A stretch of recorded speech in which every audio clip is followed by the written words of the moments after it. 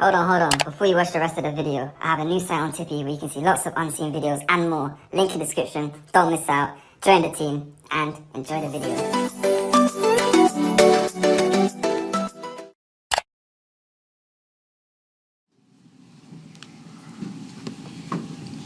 Robin, could you call the roll?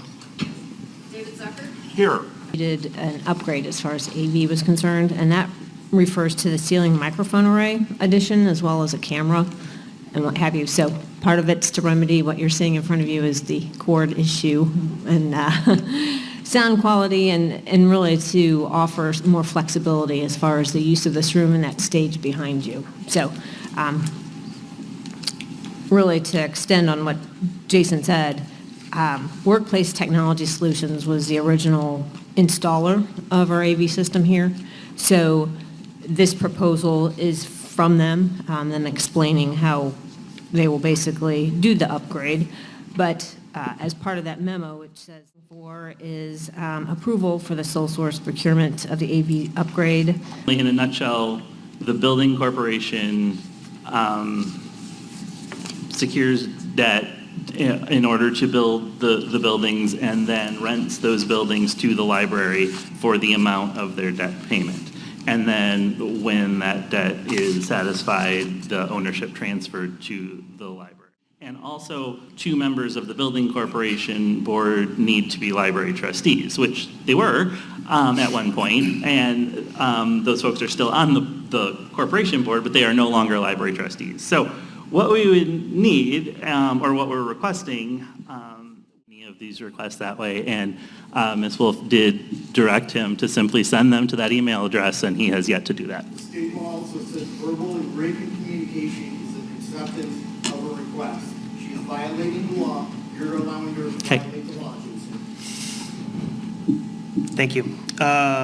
Next up is the reports and correspondence, and first on the list is the Chief Financial Officer's report. Thank you.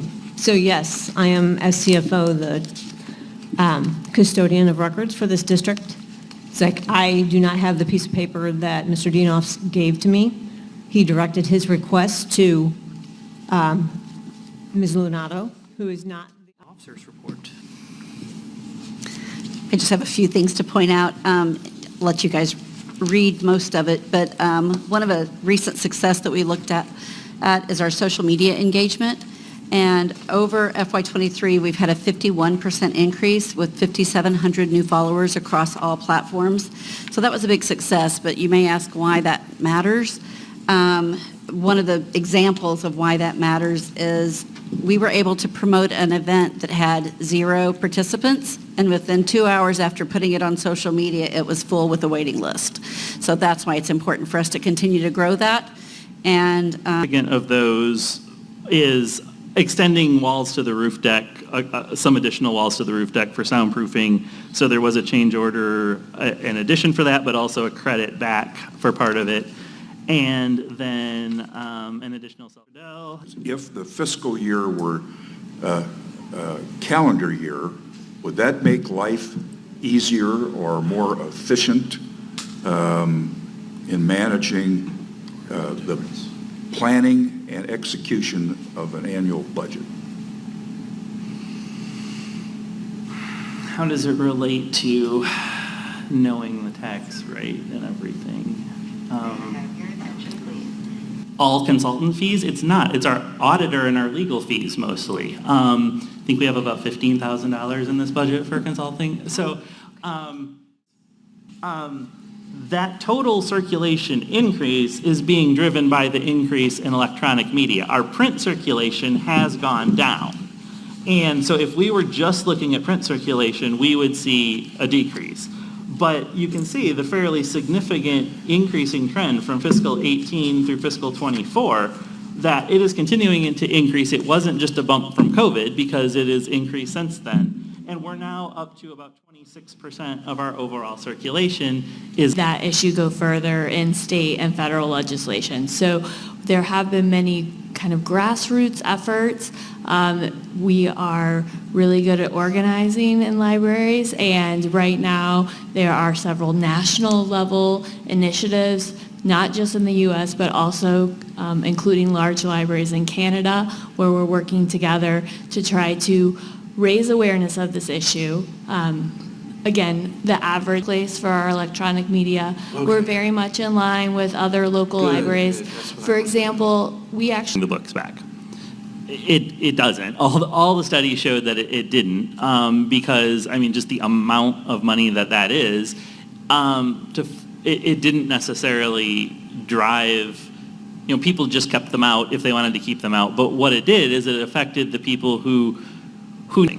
But also thinking about, we're an industry that since its birth, libraries, and I mean, we're talking libraries back to, Egypt and Greece, have always been about physical objects, right? We have always been about collecting, preserving, storing, categorizing, and making available physical objects. And when you see a shift towards now we're providing access to non-physical objects, it changes the entire sort of paradigm of delivering service. Our entire infrastructure, which is based upon, buildings built for a certain square foot of shelving, staffing compositions based upon putting items back on a shelf. Everything changes. So, and I know this is only after it roughly fluctuated in there, but we're staffed at roughly the same level that we were in 2016, but the cost per FTE has gone up from 53,000 to 58,000. So, and that makes sense. We give annual increases. I do want to be clear, I've seen some things recently. We did not give an increase in fiscal 21, which is very similar to what a lot of organizations were doing. And then in 22, it was 2%, 23, it was 5%, and 24, it was 10%. So unsure where the notion that we haven't given increases since 2017 has come from, but it's clearly not the case. You do see the big jump around fiscal 20, sort of the pre-COVID, and that's what I'm referring to. We have been low on FTE basically since COVID because we went on a hiring freeze at that point. And then that sort of just morphed into now we've had locations closed, and now we're having trouble hiring people, as a lot of organizations are.